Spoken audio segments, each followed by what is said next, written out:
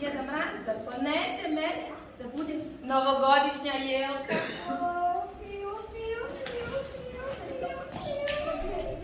O, mala jelo, kako mi je hladno, noge me boli, ne mogu da stojim na njima.